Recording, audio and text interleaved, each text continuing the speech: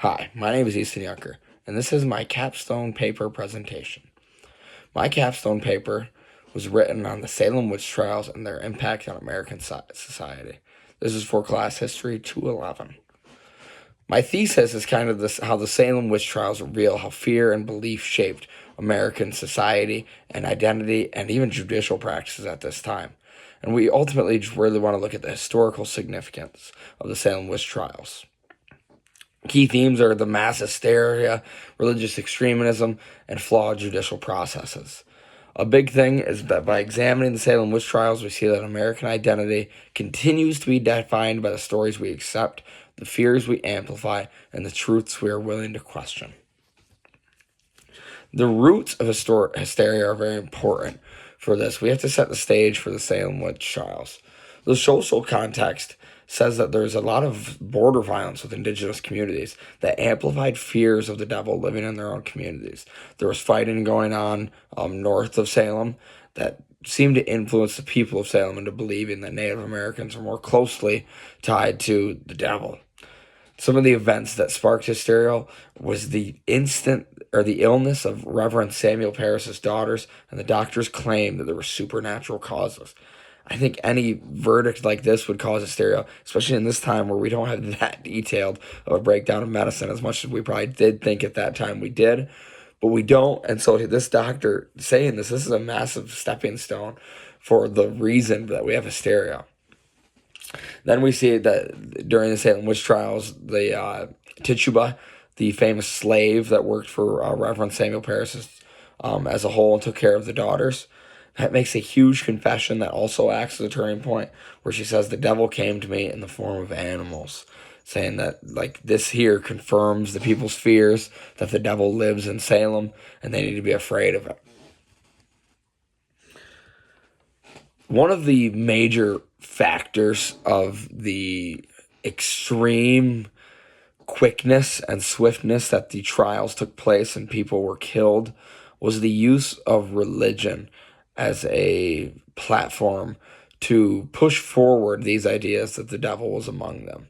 There was a Puritan worldview that life was a constant battle between God and Satan, and Salem was made up of Puritans. Now, this religion itself kind of propels this fear and has people act in fear because of the thought process that life is a constant battle. You're always thinking that Satan and God are fighting over control of the world, and this, in the Puritans' eyes, was that slipping. Reverend Samuel Parris made sermons claiming that Christ knows how many devils there are in the churches, even claiming that some of his own churchgoers were followers of the devil, inducing more and more mass hysteria in the town of Salem. The religion fueled the paranoia, with even trusted community members suspected of witchcraft. The judicial system really shifted post-Salem witch trials. The Salem witch trials used this concept of spectral evidence. Spectral evidence is evidence that, like, we don't really see it. It's like spectral evidence would be, oh, I saw a vision of this person, or this person came to me in a dream, or I thought I saw something. That was used as the only source of evidence for the most part in these. Obviously, Tituba's confession is huge, but we know that through the papers that we can read that she was pressured into these, and she thought that'd be an easier way out for her, and she just admitted to doing it, and that she might be let off the hook. Now, again, this spectral evidence claims that the devil uses innocent people to commit harm, and they're not really in control. But again, the quote from Mark Callis says that God would never permit a specter to appear in the form of an innocent person. Again, these are massive, massive problems, and people within this time period from the outside started looking in and questioning the, the sanctity at which the Salem witch trials took place, and whether or not they were really all that good of trials, and whether or not the evidence is good enough to make charges on anyways.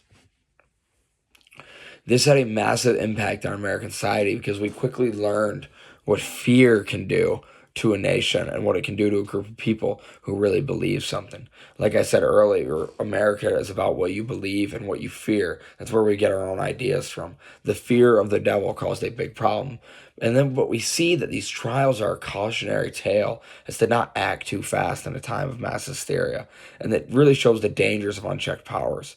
There were many, many deaths within this and many people put in prison for reasons that they didn't do anything. It was spectral evidence and it never happened. Now, we see that this fear can grow and fester into bigger things. We saw the Red Scare happen in the 1960s, long after the Salem witch trials, over 200 years after the Salem witch trials. We were still acting out of fear and acting quickly out of fear, trying to avoid the mass hysteria. But the mass hysteria was the cause of these rash decisions. McCarthyism and the Red Scare are a massive example. And we see like the Crucible, a massive play, really shows by Arthur Miller, shows the parallels to McCarthyism and the Red Scare, where we were quick to call out our own American officials as communists out of fear that they could be. Ultimately, what we need to understand about the Salem witch trials is the fact that the trials underscore the importance of critical thinking and skepticism in the face of fear. People were so afraid that they quit being skeptical of trials and the cases and the charges that were being brought and just started believing everything they were hearing from the first person who said it. American identity evolves with the stories we accept and the skepticism we apply to competing perspectives. It is a big thing that we can look into our own life currently with the way the American government is today and the way they try to induce fear to move people to vote a certain direction. We must stay skeptical and think ethically and morally through all of these things rather than making jumping to rash decisions like they did in the Salem witch trials. Thank you for listening to my History 2 211 capstone paper presentation. Thank you.